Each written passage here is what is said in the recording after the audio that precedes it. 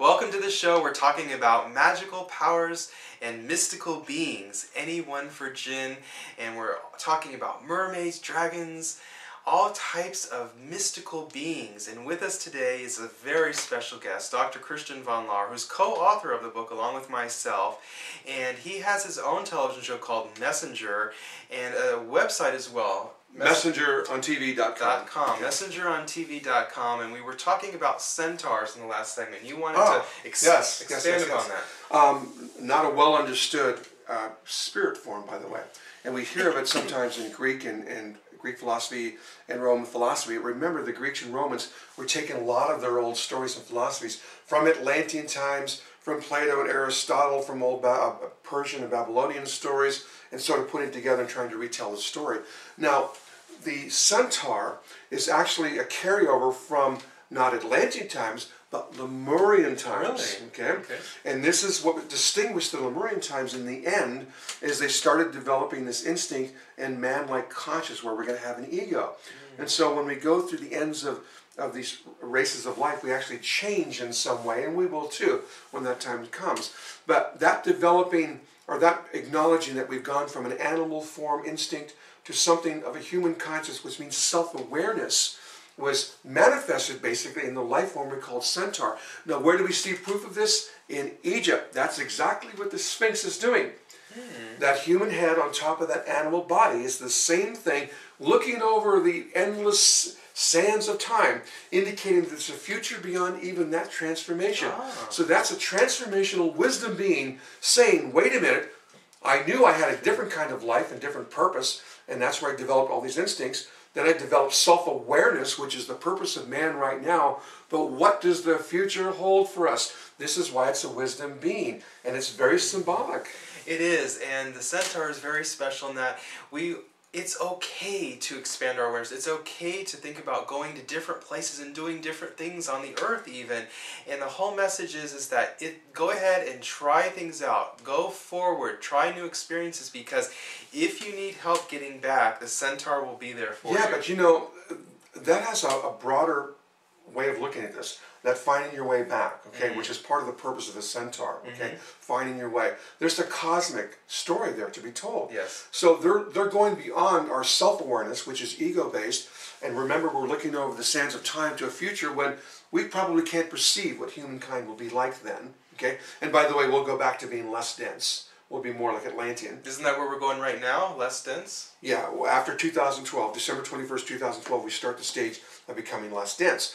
But what does the future hold for us? So that centaur consciousness is still around so that we can use it to pick up that awareness of what this is all about, okay? And we will accomplish more. That's why we're sort of the higher being right now. But they knew something, so they have to stick around. That's called a carryover, and we will pick up that wisdom. But they are pointing us not to places on the earth, are they? The centaurs are trying to get us to be aware of cosmic existence. There's life everywhere in the universe. We're only talking about how it's working here to show you that the possibilities are endless, right? There are many worlds, and maybe those worlds are conscious of their own. Maybe that's a higher state. We don't know what all's out there, but we got to be looking to the cosmos, because if we really want answers to existence, why we're here, what we can and can't do, what science really should be about, well, it's probably represented somewhere else 1,000 times, 1,000,000 times better or more frequently than here. So it's already written, the wisdom that we're looking for.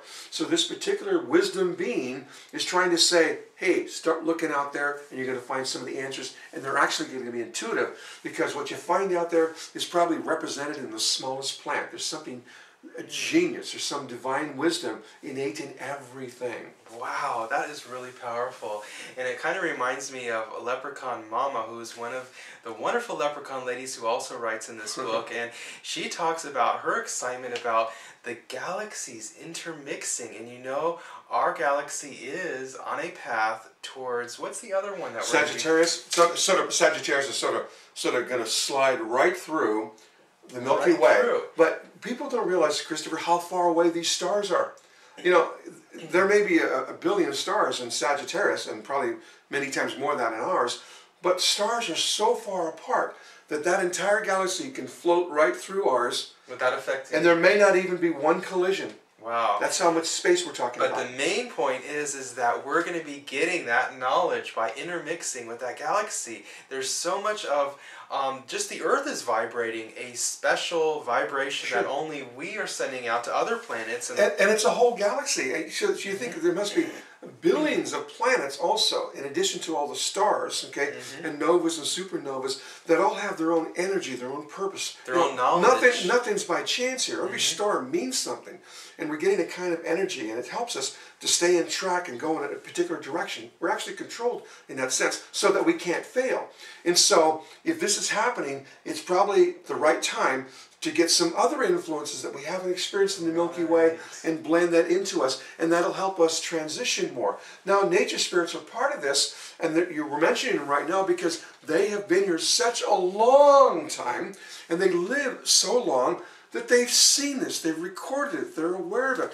Nature spirits don't rewrite their history, they add to it. They see the cosmos as a great big clock. It's like everything is geared and it's moving and we're learning and we're growing. And patterns. And patterns, and when we intermix with galaxies like that instance, we're going to be gaining so much more wisdom, so much more awareness. And speaking of influences, they also talk about the planets and how they influence us.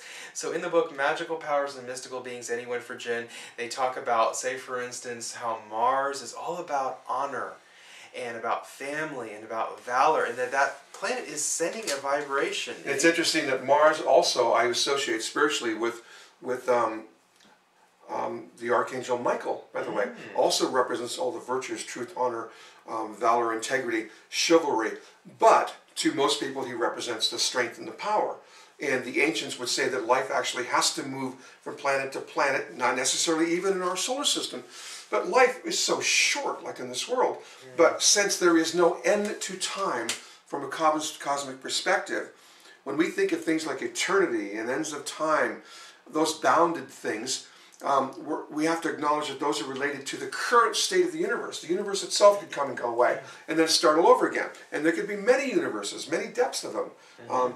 But there's wisdom out there, and so we have to keep it moving around when we're ready. Life may not have even existed just here. So the nature people have seen this happen. They're probably revering it, waiting for it, because they actually acknowledge things like deific figures, like we would call archangels. And they mentioned that don't necessarily follow the same. They talk about the archangels in the book too, and how we're connected to the archangels, and how we have a tie, and we're in a way we're talking about. And now that term, by the way, is sort of a Christian term and Judeo-Christian, but other philosophies would use different terms, which is just fine, like Diane Cohen or Elohim. I think every religion acknowledges archangels, whatever religion is. Yeah, the angels of presence. There's at least 4 because they relate to these 7 planes of consciousness. Some have 12, some have 13. Which is so interesting because it goes back to what I said when we started, that the oldest texts ever actually spoke of them too. In the same way that we're talking about them right now, in the same way the New Age movement, spiritualist movements, and philosophies are speaking of, and have always Hinduism, Buddhism, Taoism. That's where we came from, right? The archangels, they seeded us, so to speak. But the nature spirits are also seeing it as a natural thing that occurs in the universe. It must move around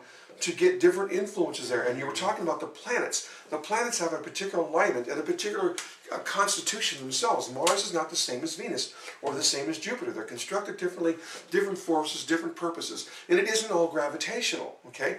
They're emanating stuff and they're receiving stuff back. So there's something symbiotic going on. We're all working with each other. And those alignments are not by chance, okay? They're actually ratcheting us through the evolution of us. And this is where we get the Zodiac to begin with.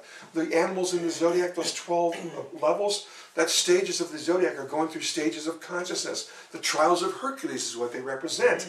And 12 comes up all the time in spirituality too. Man has to go through stages of development. The nature spirits know this again because they've lived so long. It's in their ancient books. They're trying to get us to look in the cosmos too. Now most people don't realize that gnomes love the stars, and part of their job, no one speaks of this, is astrology.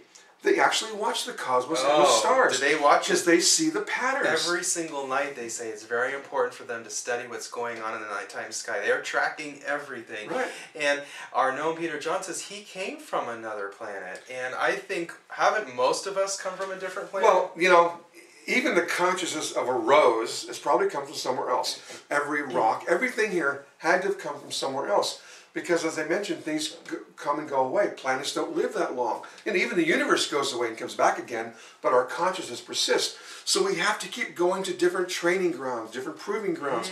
We need different gravities, different lights, different energies. Because it's an endless, endless development. Exactly. And the leprechauns talk about this in their new book, Magical Powers and Mystical Beings, where they say, as we're becoming lighter beings, one of our last outposts or stops is going to be the planet Jupiter.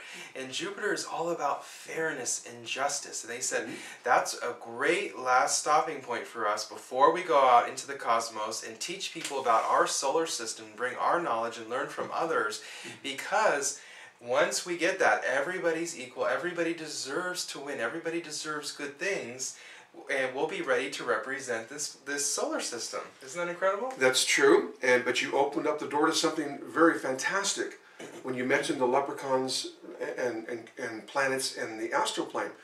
See, in the other planes of consciousness, we see the worlds differently. They don't look like the planets we have right now.